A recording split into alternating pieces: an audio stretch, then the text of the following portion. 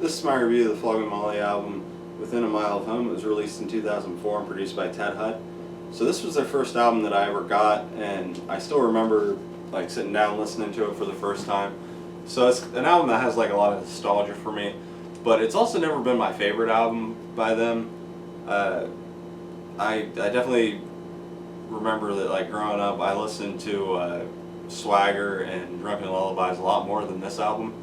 Even though I definitely listened to this a lot, because I was surprised listening to it again tonight how many of these songs, like how well I knew all of these songs, even though some of them, which I'll kind of get into more when I talk about the individual songs. Like I definitely had points in this album where my attention would kind of fall off, even more so than on the two I mentioned before, which is why I think I listened to those more often. Also, this was I feel like a longer album at least than those. It's like, so some of the songs in this album are more like, I don't know how to describe it. I'm probably going to just say commercial sounding because that's the only, I don't know, the only way I can really think of to easily describe it. It just sounds like, I don't know, some of the elements of their normal sound are like toned down a little bit in the songs, and they're more trying to go for something like just a little more catchy and normal. At least that's in my opinion on some of the songs on here. So I think that's kind of an element that wasn't so much on the two albums before this. The first song on the album is Screaming at the Wailing Wall. I think it's a great opening track. It's one of my favorite songs by the band. I think it's just a really catchy song with some cool banjo in it. The second song, Seven Deadly Sins, another one that I've always really liked. It's more one of their kind of like pirate things. It's got some cool accordion in it, and it's got some cool fiddle. This album has, so both the opening tracks on this album are really strong, which it kind of has in common with the albums that came before it, which I just thought was cool. Not really sure which album I like the two opening tracks better, but this one and Swagger and Drunken Lullabies all just have really great first two songs. The third song, Factory Girls, has Lucinda Williams singing on it. I'm not really familiar with her at all outside of this song. It's not a song that I listened to a lot when I was growing up, just because it was kind of one of their slower songs, and I just always had an easier time getting into their kind of faster, louder songs. Now I actually like it quite a bit, and I think it's just got some cool parts into it. I like the kind of the last bit of it before it ends. I think is really cool. Which the next song also has in common with that. I really like the ending of this one. The fourth song, To Youth, My Sweet Erosion Dub. I have no idea how to say that. I'm sorry. But one of my favorite songs on the album might be my favorite song. I'm not really sure. It's kind of tied with one I'll mention later. More cool banjo on it, and just I really love the ending kind of last bit of the song where he's singing is just really cool because it kind of like switches a little bit, and I could just like listen to that little last part over and over. The fifth song, Whistles the Wind, another one I've always liked. It's kind of slower, but I think I was kind of drawn in by the chorus a little bit. It's got this kind of pretty catchy chorus.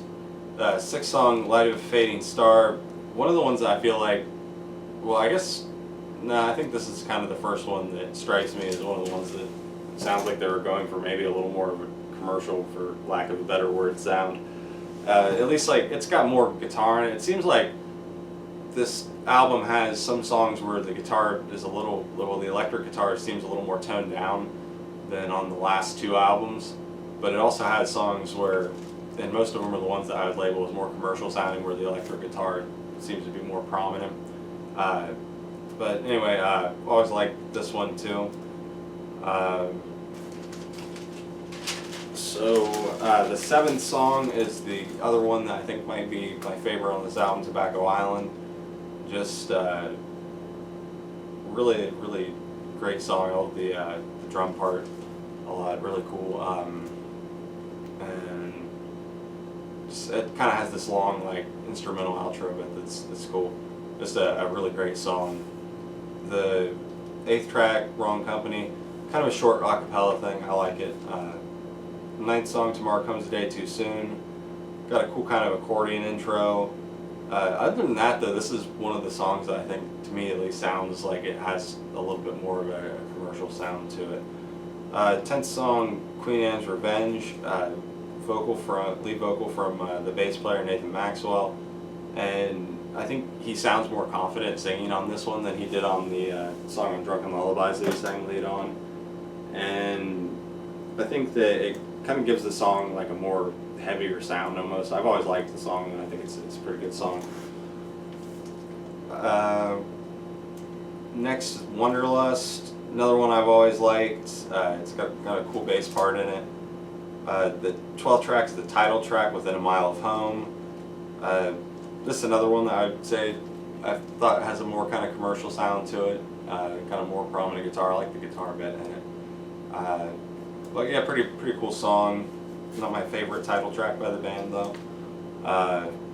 And this, at the 13th song, I guess when I was younger, was kind of when this album would lose my attention a little bit, even though I usually skip the third track every time I listen to it, and then I get to this one, and I think there was a time where I would just kind of turn the album off here, because I mean this album was pretty long as far as like holding my attention. I'm amazed that I listened to as many songs in a row on this album as I did when I was a kid, because I usually didn't have that much of an attention span, at least at the time when I got this album. That was still like a few years off.